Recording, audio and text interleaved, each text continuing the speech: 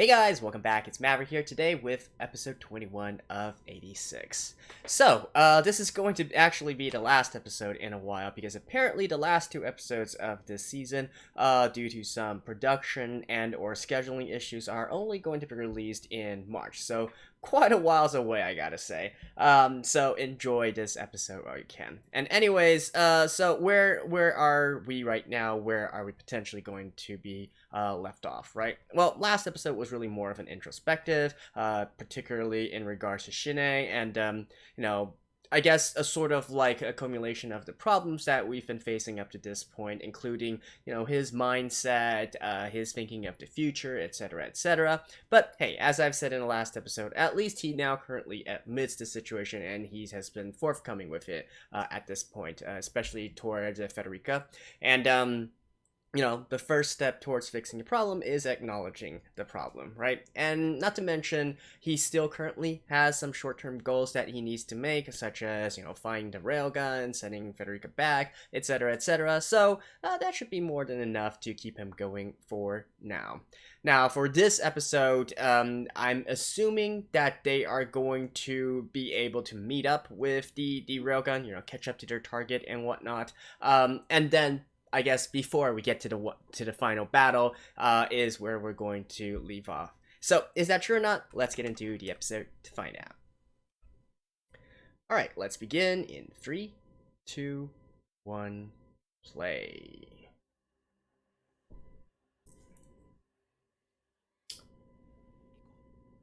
So, yeah, this should just be the same night, I guess. 2 days after Operation Start.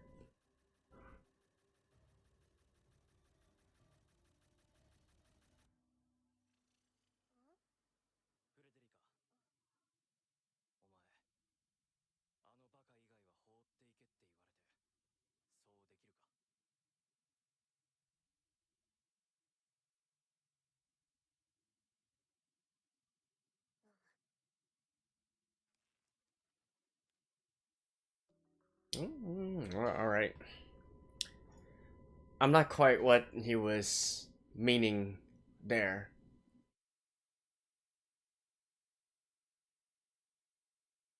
Is he asking if he would be willing to just flee the scene um,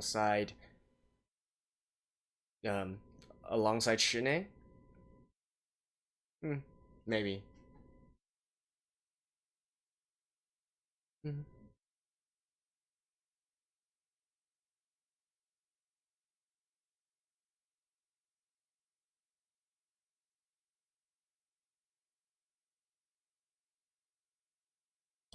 Hmm.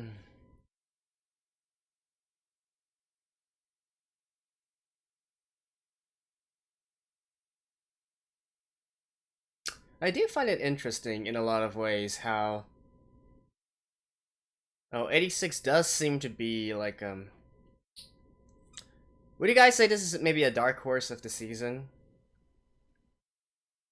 I mean, not this season, obviously, since the first core was from seasons past, right?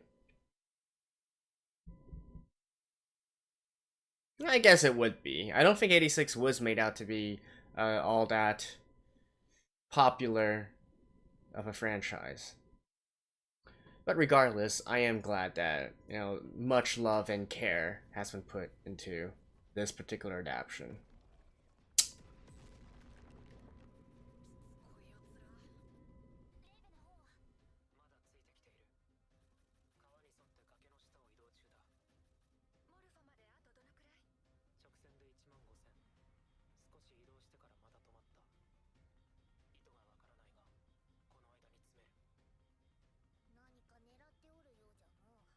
It's 50 kilometers?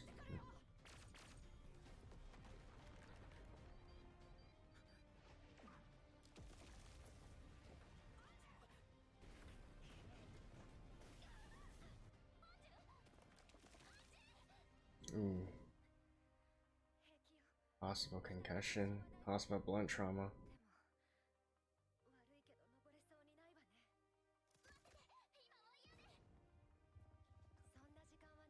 Yeah, I think they gotta go.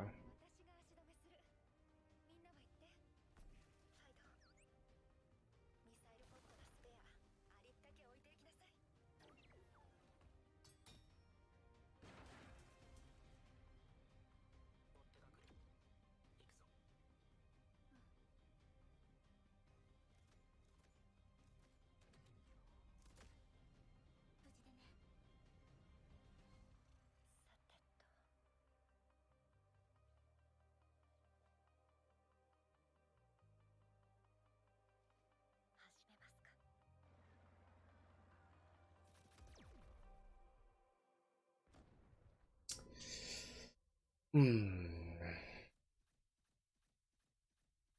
You know, if this was back in season one, or I guess first core one, I would say Andrew was 100% dead. But hmm. Hard to say at this point, right?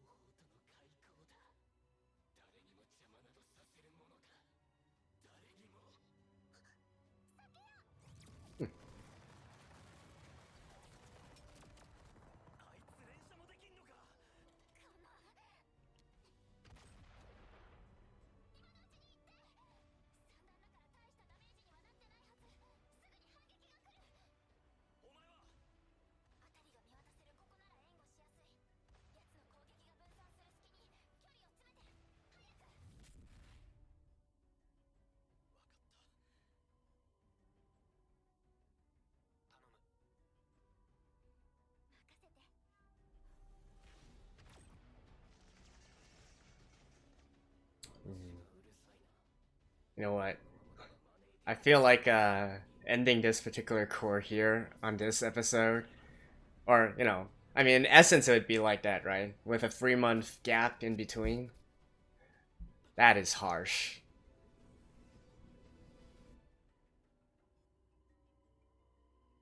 Ooh.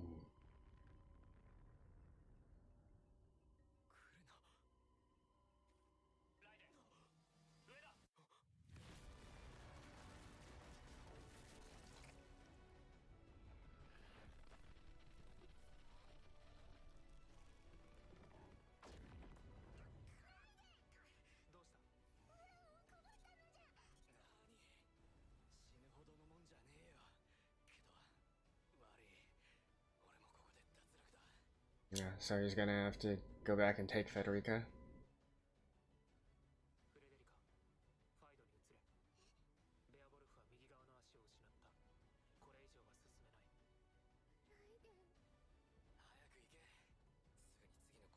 Yeah.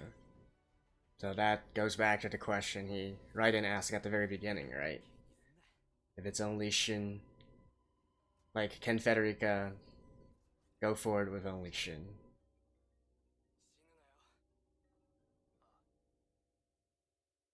I mean, again, it's kind of hard to know if they are going to actually, you know, die or not.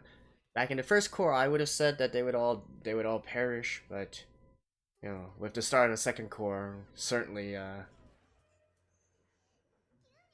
wasn't expecting these guys to survive in the first place, right? Other than Shin.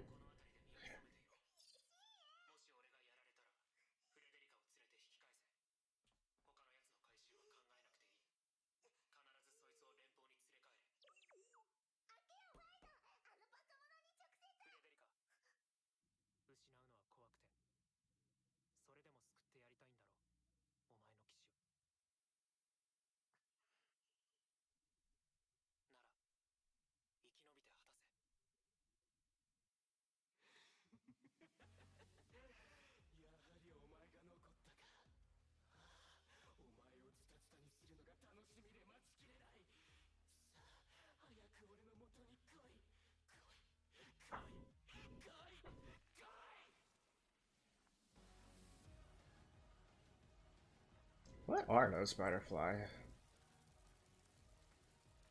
Are they actually part of Legion or actual biological butterflies? I guess biological butterflies.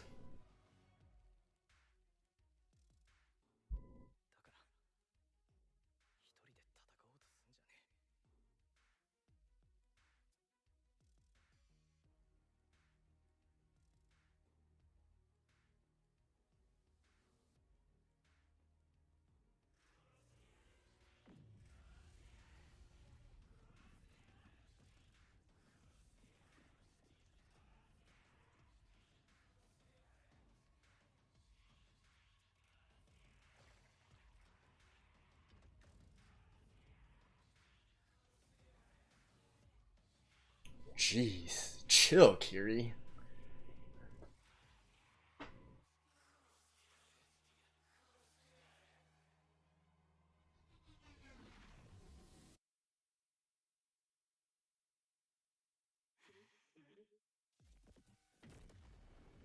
Mm-hmm.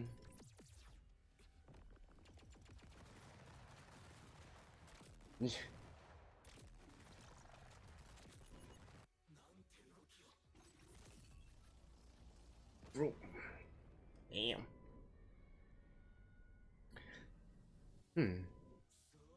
Okay, so he can't really... He needs to find like a weak spot.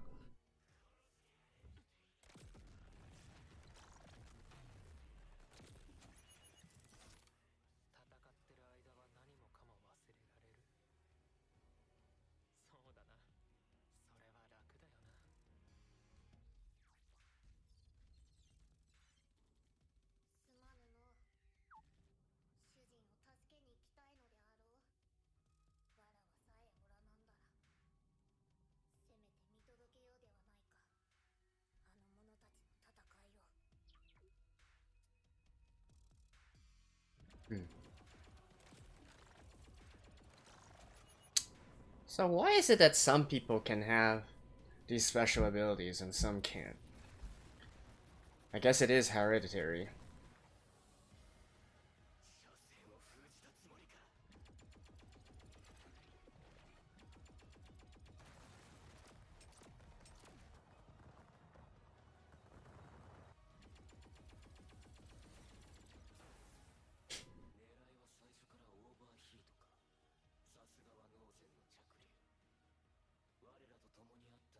I gotta say, for some like advanced AI and whatnot, they have some shitty fire control systems.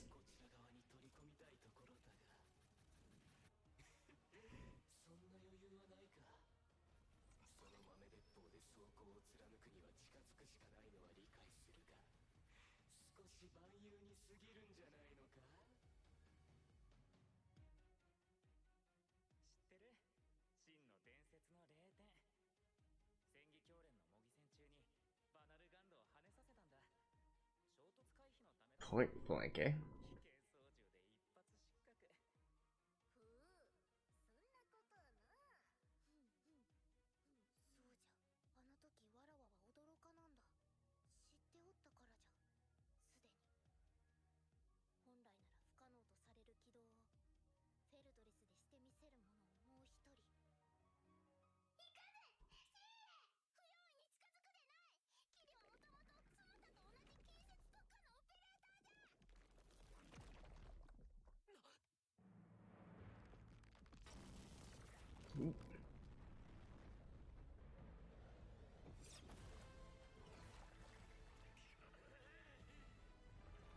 Ooh, da, da, da, da.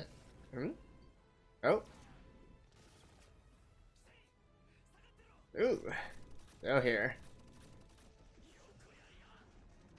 That's the meaning of don't fight alone, right?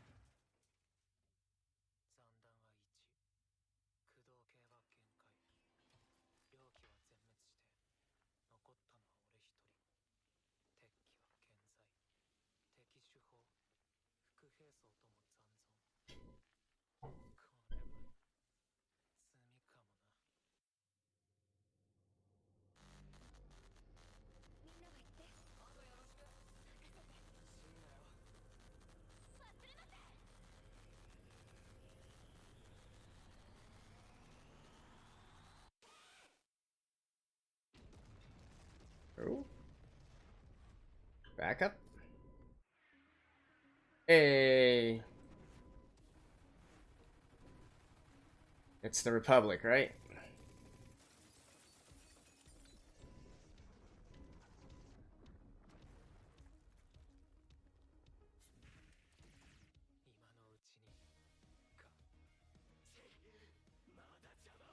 Oh no, wait, it's not?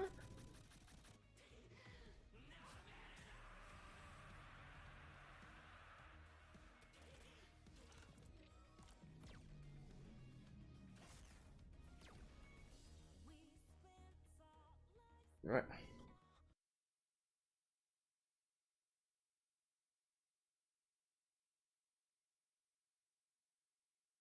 Dang, why didn't you use this in the first place? Whew.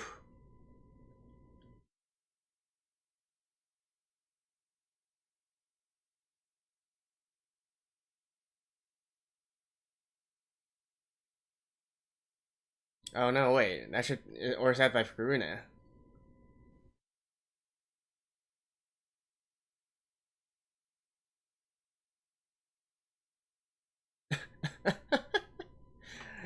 What a stupid way to go.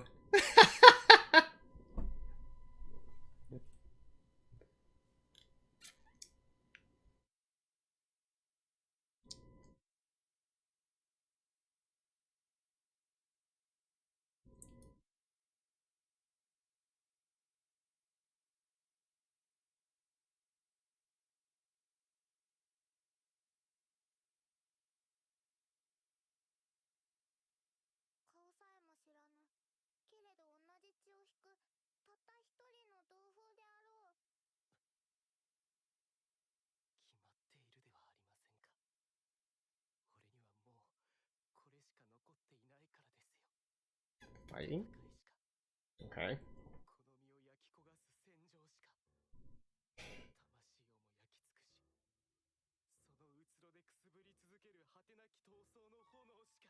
So basically Shine's problem, eh?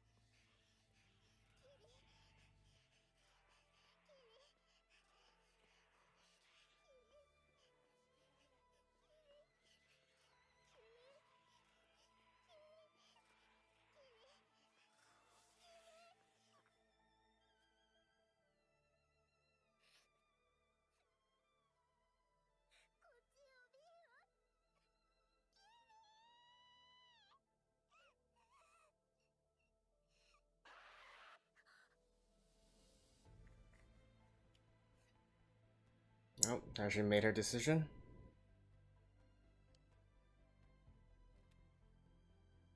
What?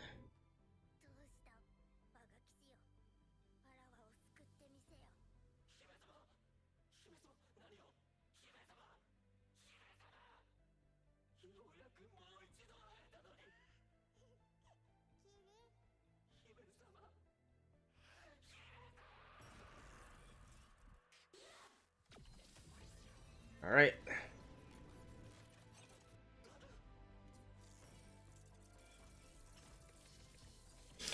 Yeah, put the dude out of his misery already.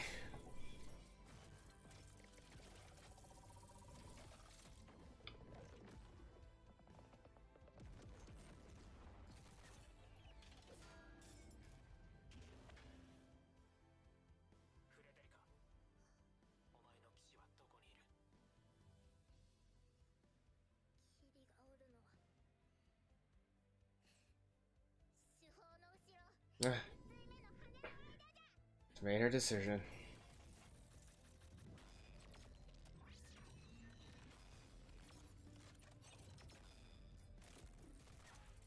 Whew.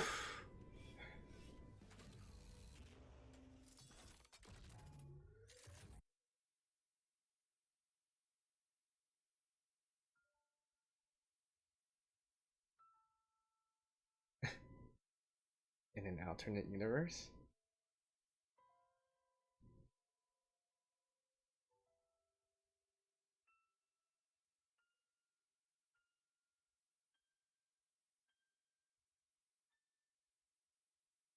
Or would they have actually known each other?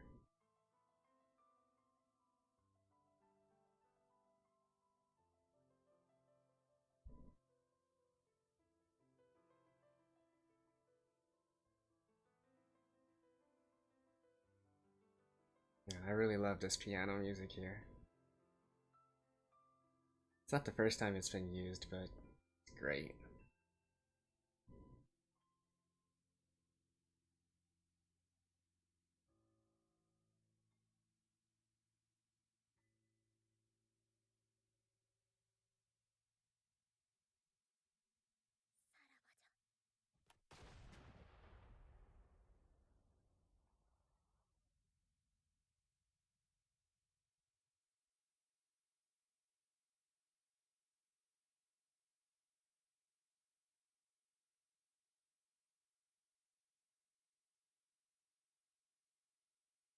Um, Big Boom?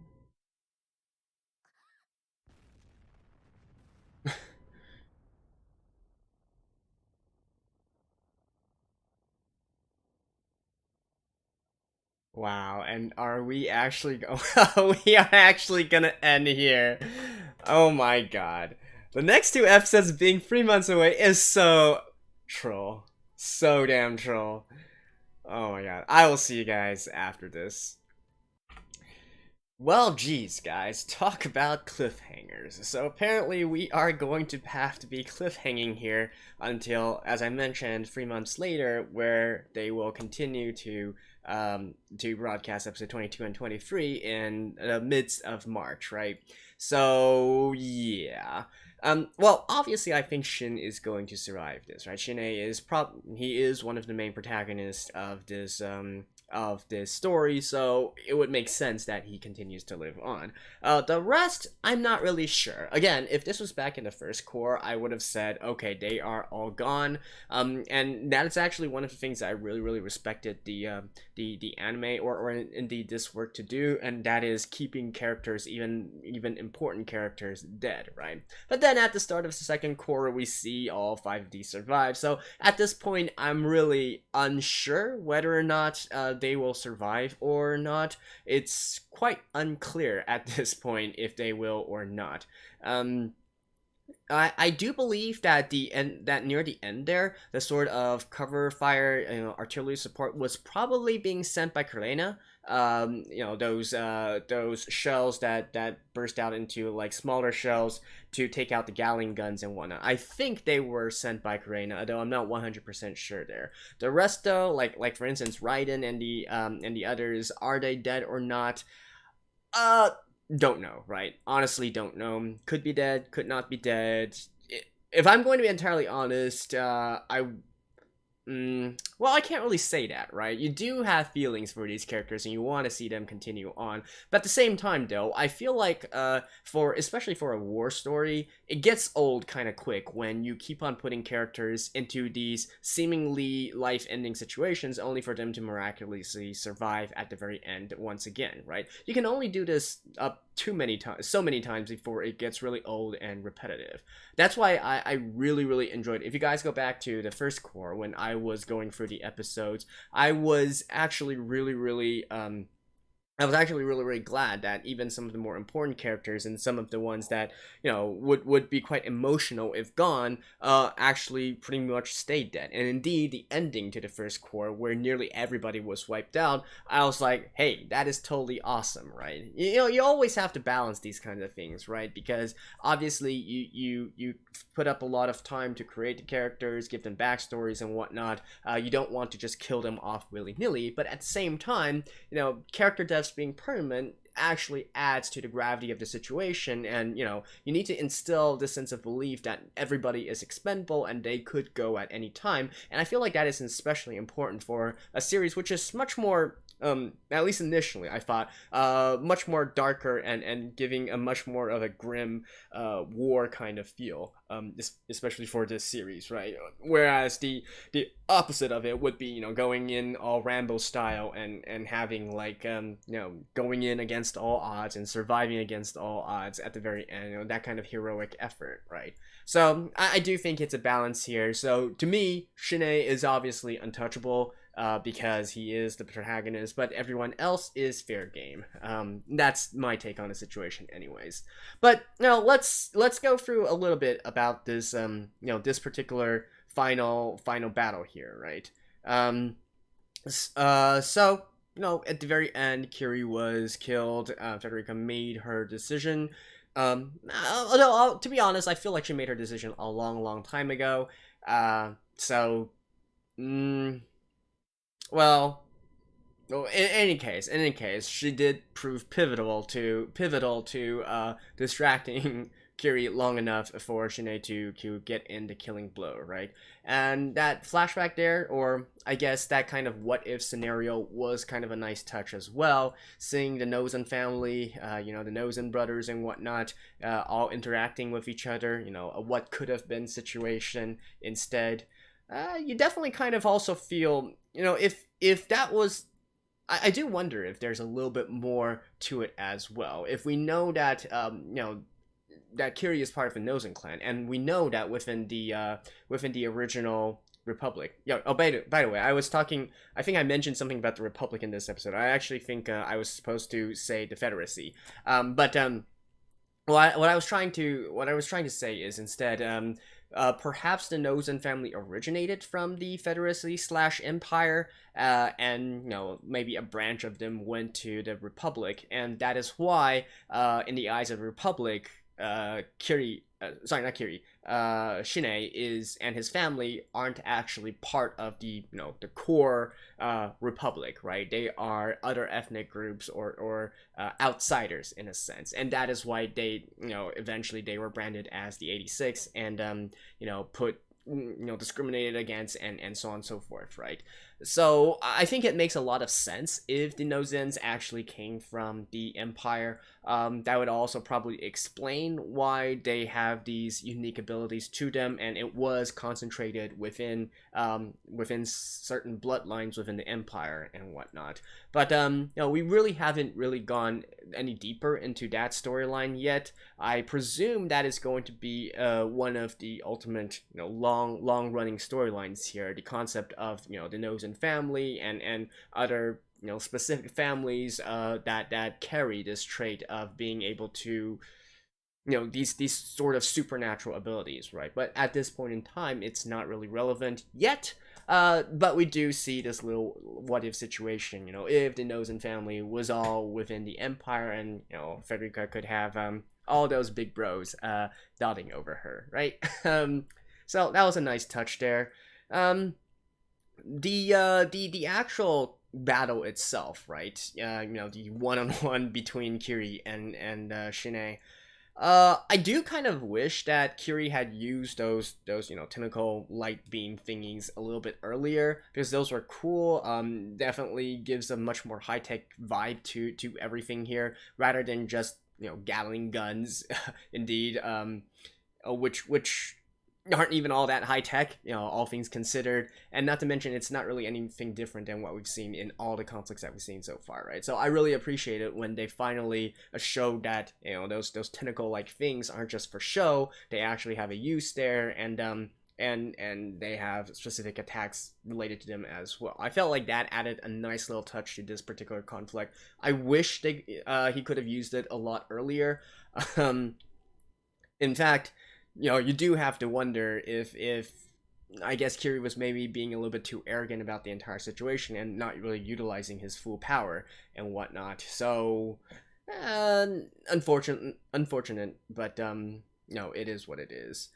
I'm not really sure like what else to talk about in terms of the fight or whatnot. I mean, having all the other of his teammates all dropping off one by one, I guess I was kind of questioning, like, they probably could mount, like, a sort of a counterattack or whatnot, or a last hurrah kind of situation, especially since one of the flashbacks that we see for Shin is in, Raiden saying that he doesn't need to do everything alone, trust in his teammates, trust in his comrades, and fight together, right? So, indeed, at the back of my mind, actually, when Shin had that flashback, I was about to actually say, but hey, you guys said that you were going to support him, right? And yet you guys are all like, left behind and not really in a position to do much. We don't even know if you guys are still alive or anything. But I guess it did happen at the very end, though, that Shin was able to receive ample support from his comrades, which ultimately result, and I guess Veruca as well, right? She could also be counted as one of the comrades, and so ultimately he was able to take down Kiri with the help of the others as well. Kind of like having a nice little tie-up to that entire conflict scene and that entire beating some sense into Shin, right? So at the very least we had that thing sorted out. So yeah, next two episodes, I'm assuming is going to talk about how they find a way to get back to the to safety and whatnot. I mean, obviously Federica still needs to be delivered back and so on and so forth. I still kind of feel that the Federacy probably would be able to push forward and eventually do their part as well in retrieving Shin and potentially the others as well. At this point, honestly, I'm more leaning towards that them surviving than not. I mean, the rest of the rest of the Nordic squads or our core five, if you will. I'm still, at this point in time, with how the story has been going so far, I'm leaning more towards they survive than not. But again, as I said at the very beginning, I would be fine either way, right? They could be dead, they could be alive. I'm okay with all, to be honest. And so yeah, anyways, are we actually going to get into some other stuff in regards to Shin's his sort of mentality, especially now that he has seen firsthand of the sort of the stubbornness of Kiri and how that basically eventually corrupted him and whatnot into as he is. Would that inspire something within Shin to continue to live on and maybe not just balance everything on and dictate everything just around the battlefield, right? Yeah, that's definitely something. And another thing is, though, that I do kind of question for Kiri. Was he really like this, or did he only turn into this after? Because he was beheaded by the Legion, right? They obviously did do some things to sort of fixate his hatred and fixate his mental state into something that is beneficial to the Legion. So you gotta wonder, though, that even though it could serve as a warning for Shin as to don't turn into another Kiri, at the same time you do have to wonder, Kiri himself probably wasn't this wasn't this much into the loose end as well, right? I would say he would probably, yeah, if he actually were conscious and all that, I feel like he would definitely be much more inclined to help Federica more than anything else. And he wouldn't be actually just a battle crazed guy, right? But yeah, I don't really know where I'm going with that, but I guess that is something more so in the next, I mean, the next episode is titled Shin, right? So I'm assuming that we're going to explore a little bit more of the mental state of Shin and whatnot. But still, we will only know 2 or 3 months later, right? So once again, episode 22, 23 will be released in the midst of March. So thank you guys up to this point, and yeah, I guess this is it for now. You know, feel free to watch my other works as well, or you know, I'm doing other seasonal anime and non-seasonal anime stuff. And yeah, if not, then you know, hopefully I will still see you guys 3 months later. Until then, guys, stay tuned and bye bye.